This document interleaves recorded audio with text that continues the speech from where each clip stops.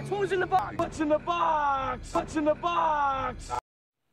Bonjour et bienvenue sur Cinéma Chronique. Aujourd'hui, on va faire l'unboxing de Ghostbusters SOS Fantôme, la boîte de chez Dr. Collector. C'est le même site que la boîte Jaws que vous pouvez aussi retrouver sur ma chaîne. Alors déjà, pour rappel, Ghostbusters, c'est un film de 1984 d'Ivan Reitman, avec Bill Murray, Dan Aykroyd, Sigourney Weaver, Harold Ramis, Rick Moranis, toute une pléiade d'acteurs qui venaient de Saturday Night Live et qui ont commencé à faire des sketchs ensemble, et puis ensuite ils ont eu l'idée de Ghostbusters, qui est un film à la fois hyper drôle et vraiment culte, en tout cas pour ma génération. La boîte en elle-même, elle est encore une fois très très jolie. Le design à la fois noir et jaune renvoie aux couleurs des Proton Pack et des Ghost Trap du film. Il y a bien sûr le symbole du fantôme avec le symbole interdit dessus qui est l'emblème des Ghostbusters. Donc la boîte est en carton solide, elle est plus petite que celle de Jaws et elle s'appelle Employee Welcome Kit. Alors j'enlève l'emballage plastique et vous pouvez voir que derrière il y a donc le symbole de Dr. Collector qui en fait est un site espagnol. Il se met en anglais pour attirer plus de monde et nous fait payer en livres sterling, mais en fait c'est un site espagnol. Au verso, comme la dernière fois pour la boîte Jaws, il y a une petite explication, une manière de nous mettre dans l'ambiance. Donc il dit « Welcome to Ghostbusters Inc., the leading company in research and professional elimination of paranormal entities founded in 1984 by Dr. Peter Venkman, Dr. Egon Spengler and Dr. Raymond Stantz. » Ce qui veut donc dire « Bienvenue dans la société SOS Fantôme », l'entreprise leader du marché de recherche et d'élimination professionnelle d'entités paranormales, fondée en 1984 par le Dr. Peter Venkman, ça c'est Bill Murray, le Dr. Egon Spengler, ça c'est Harold Ramis, et le Dr. Raymond Stantz, qui est mon préféré, qui est Dan Aykroyd. The Ghostbusters Employee Welcome Kit contains everything a rookie agent needs to get started in the art of ghostbusting. You'll become a part of one of the world's most exclusive company dedicated to protecting the welfare and safety of the community. Ce qui veut dire, le kit de bienvenue des employés de SOS Fantôme contient tout ce dont un agent débutant a besoin pour se lancer dans l'art de la destruction de fantômes. Vous ferez partie d'une des entreprises les plus exclusives du monde, dédiée à la protection du bien-être et de la sécurité de la communauté. Et en dernier, il y a la catchphrase qui est When they ask who you gonna call, will you be ready to answer? Qui veut dire quand ils demanderont qui vous devez appeler, serez-vous prêt à répondre à l'appel? Ok, donc j'ouvre la boîte. En premier, on a un diplôme, un certificat, Certificate of Anti-Paranormal Proficiency. Donc certificat de compétences anti-paranormales, awarded to, donc là on met le nom, et ensuite il y a marqué The above named person is hereby duty authorized and empowered to perform the function of a Ghostbuster on behalf of Ghostbusters Inc. as a full member and for as long as he remains a member of the company. Ce qui veut dire la personne susnommée est par la présente autorisée et habilitée à exercer les fonctions de destructeur de fantômes au nom de SOS Fantôme Inc. en tant que membre à part entière et aussi longtemps qu'il demeure membre de l'entreprise. La seule chose qui me dérange, c'est le he, il à la fin. J'aurais préféré qu'ils mettent he or she, parce que ça part du principe que ça s'adresse à un homme. Donc le diplôme, il a bien sûr le logo de Ghostbusters dessus, et ça vient de la Ghostbusters Training Academy, donc l'académie de formation des SOS Fantômes, et c'est signé par le Dr. Ray Stantz, donc le personnage joué par Dan Aykroyd. Le certificat en lui-même, il est très bien fait. Il est cartonné, ça ressemble vraiment à un diplôme, à un certificat. Encore une fois, comme pour Jaws, le petit truc que j'aime moins, c'est qu'ils se sentent obligés de mettre dessus tout droit réservé, Columbia Pictures, tout ça, comme s'ils ne pouvaient pas le mettre au dos. Alors, du coup, ça enlève un petit peu le côté diégèse du diplôme. Alors ensuite, on a ce qui pourrait s'apparenter à une sorte de sticker, ou alors un aimant. C'est un petit peu un entre-deux, on va appeler ça un sticker aimanté. C'est quelque chose qui doit pouvoir se mettre sur les petites boîtes en fer, comme les petites cantines qu'on emmène le midi pour manger au travail. Donc il y a marqué Ghostbusters Employee Welcome Kit, ou une boîte à outils, quelque chose comme ça. Voilà, c'est sympathique. Là, on a quelque chose que je pense que je vais beaucoup aimer, qui s'appelle le Ghostbusters Equipment Manual and Protocols. Donc SOS Fantôme, manuel de l'équipement et des protocoles. Donc au début, je pensais que c'était une sorte de journal intime. Quelque chose de blanc, vierge à l'intérieur, sur lequel on pouvait raconter sa vie. Mais en fait, c'est pas du tout ça, c'est tout simplement un livre où il y a vraiment à l'intérieur toute une partie sur les protocoles et toute une partie sur les équipements. Donc il y a plein de choses. Je pense même qu'en dehors de cette box, c'est un livre qui peut s'acheter tel quel dans une librairie. Alors je sais pas s'il existe en français par contre, hein, évidemment, ou je sais pas si c'est une exclusivité de la box. C'est possible que ce soit une exclusivité de la box et qu'ils aient écrit le livre juste pour elle. Donc il y a plein de choses. Il est assez épais. On a des petits dessins très sympas. Il y a quand même des endroits vierges où on peut rajouter des choses à écrire soi-même. Sinon, ça peut... Il y a aussi certains trucs qui ressemblent un petit peu à un guide de scout ou un guide des castors juniors, avec les bonnes actions à faire, ce genre de choses. Donc c'est plutôt destiné à des adolescents ou des vieux adolescents, comme moi.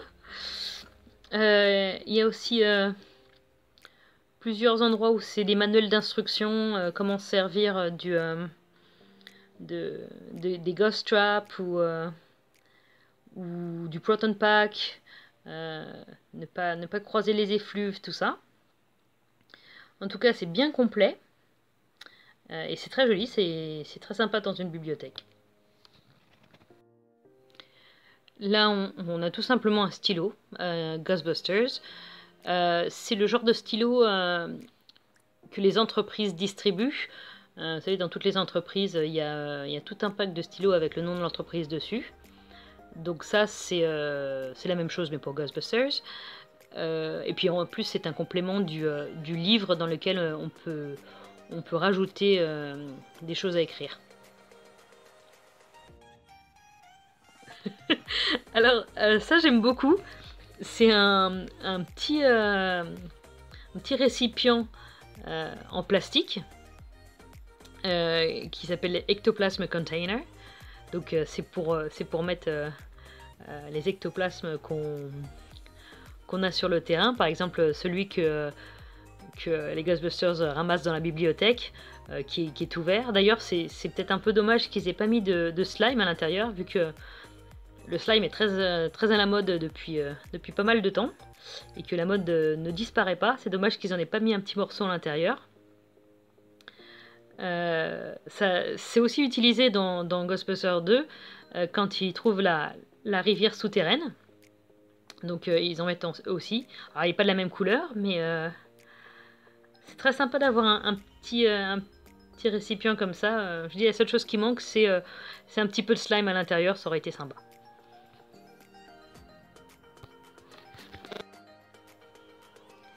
Là, on a un écusson avec le symbole de SOS Fantôme dans Ghostbusters, avec toujours le fantôme et le symbole interdiction. Donc c'est exactement le même que les 4 Ghostbusters, parce qu'il y a bien sûr les 3 scientifiques, mais il y a aussi Winston qui vient rejoindre le groupe après. Donc ça, c'est exactement l'écusson qu'ils ont sur leur veston quand ils vont travailler. On a un deuxième écusson, qui celui-ci dit Rookie. Donc un Rookie, c'est un bleu, c'est un petit nouveau. C'est écrit exactement de la même manière que sur les écussons que les Ghostbusters ont sur leur tenue. Donc c'est écrit de la même manière que Venkman, Stans, Spengler, ou... j'ai du mal à me souvenir du nom de famille de Winston. Je crois que c'est un truc genre Z Moore, un truc comme ça. Donc là, c'est écrit exactement de la même manière que leur nom de famille. Donc Rookie, à mettre sur, si possible, sur un t-shirt ou un sweat qui ressemble au costume des Ghostbusters. C'est encore mieux. Alors ça, c'est une carte de visite. Ghostbusters, Professional Paranormal Investigation and Elimination. We're ready to believe you. Donc on est prêt à vous croire. Donc c'est exactement la même carte de visite qu'il distribue autour d'eux avec le numéro de téléphone et la bonne adresse. Encore une fois, le seul truc qui est différent, c'est les tout droits réservés de la Columbia qui est toujours aussi énervant. Donc sinon, il y a les 4 noms des Ghostbusters en haut. Et donc j'avais raison, c'est Zedmore, le nom de famille de Winston, parce que autant les 3 autres, on les entend souvent dans le film, autant lui on l'appelle plutôt Winston, donc j'avais du mal à m'en souvenir. La carte de visite, encore une fois, elle est très bien faite. J'aurais préféré qu'il y en ait plusieurs. Peut-être même dans un petit étui, mais ça c'est dans l'idéal, et bien sûr ils font au moins cher pour pouvoir avoir un minimum de rentabilité, mais sinon elle est très sympa en elle-même. Là on a un gros sticker qui dit Property Protected by Ghostbusters. Donc c'est un peu le genre de stickers que les gens ont devant chez eux pour prévenir qu'ils ont une alarme chez eux. Ce qui est toujours assez bizarre, parce que c'est comme si on prévenait les voleurs qu'il y avait quelque chose à voler chez soi. Donc bon, là c'est un peu différent, parce que les fantômes risquent pas de le voir et risquent pas de le comprendre. Donc bon, après si c'est un sticker à mettre devant chez soi, c'est un peu compliqué, parce que ça peut pas se mettre sur un mur extérieur. Donc c'est à mettre sur une porte de chambre par exemple. Là, on a un flyer qui est le même que celui qui est distribué dans les rues de New York, qui dit Ghostbusters, strange noises in the middle of the night, feelings of dread in your basement or attic, ever seen a spook, spectre or ghost? If the answer is yes, call the professional, we're ready to believe you. Ce qui veut dire des bruits étranges au milieu de la nuit, une sensation d'effroi dans votre sous-sol ou votre grenier. Avez-vous déjà vu quelque chose qui fait peur, un spectre ou un fantôme? Si la réponse est oui, appelez les professionnels. Nous sommes prêts à vous croire. Sur le flyer, il y a bien sûr toujours le symbole des Ghostbusters, le fantôme interdit. Mais il y a aussi une photo qui est issue de la publicité qu'ils font à la télévision. Où à l'époque ils sont 3, il y a Venkman, Stans et Spengler. Et ils font une publicité très vintage, un truc comme on verrait aux États-Unis pour les vendeurs de voitures d'occasion du coin. Donc un truc sans aucun budget, qui est un peu risible. Mais en tout cas, c'est cette pub à la télé qui leur fait venir du monde, et en particulier Dana Barrett, qui est Sigourney Weaver. Même si au début, elle se marre un peu en regardant la pub, au final, quand il y a des phénomènes paranormaux qui lui arrivent dans son réfrigérateur, elle les appelle quand même. Donc la photo est issue de cette publicité qui passe à la télévision. Là, on a une facture, invoice en anglais, des Ghostbusters. Ça ressemble vraiment à une facture de n'importe quelle entreprise que vous appelleriez. Le truc rigolo à la fin, c'est qui est marqué Ghostbusters is not responsible for any damage to the structures and properties before, during or after supernatural inspections and eliminations, or for any content within. Donc en gros, c'est une référence au fait que la première fois qu'ils interviennent, ils cassent un petit peu tout et on veut leur faire payer la facture de tout ce qu'ils ont cassé. Donc là, ils mettent un avertissement comme quoi ils sont pas responsables. Eux, ils viennent faire leur boulot. Si jamais le fantôme ou même eux, en intervenant, détruisaient quelque chose, bah ça serait pas compris, ça serait pas retiré de leur tarif. Et puis il y a aussi une petite référence à Janine. Alors Janine, c'est la secrétaire avec les énormes lunettes et la voix assez désagréable. Et puis qui sait pas trop ce qu'elle fait en fait. Donc comme c'est la standardiste, il y a le numéro de téléphone avec le nom de la standardiste en bas de la facture. Et puis c'est une véritable facture dans le sens où il y a aussi sous le papier blanc, il y a un papier carbone un petit peu jaunâtre pour faire le double, pour qu'il y ait une partie de la facture pour vous et l'autre partie pour les Ghostbusters. Donc c'est vraiment fait comme dans la réalité. Donc ça c'est très cool. Le dernier objet au fond de la boîte, c'est une carte. Ghostbusters Ecto One Routes and Accessibility. Donc c'est une carte qui va nous indiquer les endroits où les Ghostbusters peuvent aller. Alors quand on l'ouvre, il y a marqué Welcome to the team, who you gonna call. Donc who you gonna call, c'est bien sûr le slogan principal du film Ghostbusters et qui est dans la chanson de Ray Parker Jr. Que je ne peux pas vous faire écouter parce qu'il y a des droits d'auteur dessus, évidemment. Alors quand on ouvre, il y a une checklist de tout ce que vous, en tant qu'employé de Ghostbusters, vous devez amener. Donc on vous demande de ne pas oublier de recharger les batteries, d'amener votre pot and pack, votre ghost trap, les lumières spéciales ectoplasme, les trucs anti-slime, ne pas oublier aussi de vérifier la voiture. Bon, il y a tout un ensemble de choses à amener avec vous. Quand on ouvre la carte, on a tous les différents endroits où les Ghostbusters sont intervenus. Alors apparemment, c'est les endroits où ils sont intervenus dans les deux films. Alors quand je parle des deux films, je parle bien sûr du film de 84, mais aussi de sa suite de 89, avec le même casting. Je ne parle pas du remake récent féminin, qui lui est moi j'appellerais plutôt ça un spin-off qu'une suite. Hein, parce que ça reprend pas du tout le casting original et même ça n'en parle pas réellement, même s'il y a des caméos des acteurs. Alors si je dis que ça reprend les deux films, c'est parce que par exemple le premier endroit qui est indiqué c'est Washington Square et ensuite c'est la rivière de Slime et ça c'est deux endroits qui sont dans le 2. C'est-à-dire à Washington Square par exemple c'est l'endroit où il y a l'incident avec Vigo. Puis le slime, c'est bien sûr ce qui est sous New York. On a également le quartier général des Ghostbusters, qui est hallucinant du point de vue architectural. C'est un endroit que Goss, on a tous rêvé d'avoir. C'est une ancienne caserne de pompiers, géante, et vraiment, enfin, si vous avez vu le film, vous savez que vous vouliez y habiter étant petit.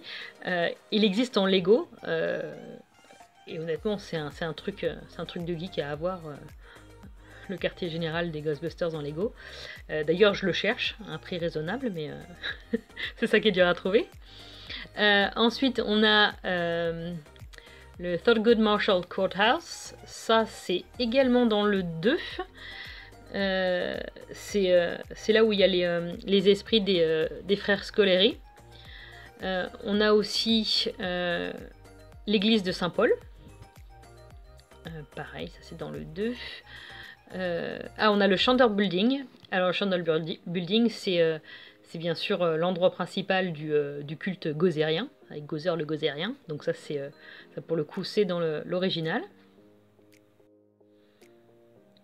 On a la Première Avenue, la 77 et le musée d'art de Manhattan. Tout ça, c'est dans le 2. Je ferai peut-être une vidéo sur Ghostbusters, un de ces 4, pour parler de tout ça en détail. On a aussi la bibliothèque publique de New York. Alors ça, c'est là où commencent les événements de 84. C'est là où commence le film. On a la librairie de Ray.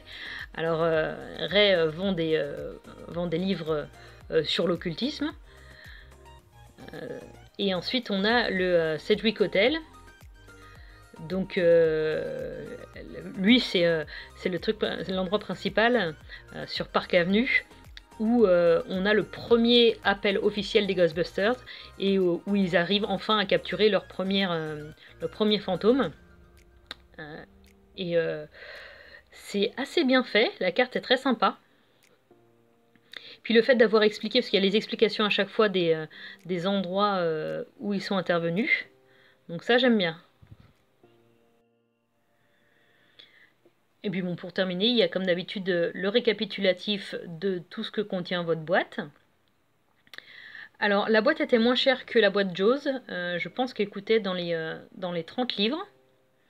Et de toute façon, quand on voit la boîte, elle est beaucoup plus petite que celle de Jaws. Enfin, elle en fait à peu près la moitié. Ce qui est à l'intérieur, oui, je dirais que ça vaut à peu près ce prix-là, en particulier à cause du livre. Parce qu'il y a quand même un livre entier dedans. C'est le genre de livre qui, en librairie, coûterait, je pense, une quinzaine d'euros. Donc oui, si on ajoute tout le reste, je peux comprendre que ça soit dans la trentaine d'euros. Je suis pas déçue. Il y a certaines choses que je comprends pas, dont je comprends pas trop l'intérêt, comme par exemple la petite plaque là dont je vous ai parlé, qui est à moitié stickers, à moitié aimantée, et on voit pas trop à quoi ça correspond. Sinon il y a des trucs qui sont très sympas mais qui sont peut-être difficiles à mettre dans un décor, comme la facture par exemple. Parce que qu'est-ce qu'on en fait? Est-ce qu'on l'encadre? Mais à ce moment-là, si on l'encadre, on n'a plus le concept de facture en elle-même. Et puis bon, le petit stylo, d'accord, on comprend que c'est le stylo de l'entreprise, mais c'est un petit peu pour rajouter un objet qui coûte vraiment rien. Donc dans l'ensemble, c'est une boîte que j'aime plutôt. Voilà, je vous laisse découvrir par vous-même la version Jaws justement de Dr Collector.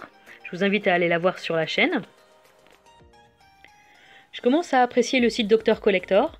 Je trouve qu'ils font des belles boîtes, des boîtes vraiment qu'on peut collectionner. Et puis, même si du point de vue pécunier, c'est pas forcément au niveau, on va dire, du point de vue originalité, vraiment c'est des choses qui se trouvent pas du tout partout. Donc je vous le conseille. Voilà donc pour l'unboxing de la boîte Ghostbusters de Dr Collector. J'espère que vous avez aimé. Si c'est le cas, n'hésitez pas à souscrire à la chaîne afin d'être mis au courant des prochaines vidéos et de liker. Vous avez aussi les commentaires en dessous pour me dire si ce genre de boîte vous intéresse. En attendant, je vous dis à bientôt.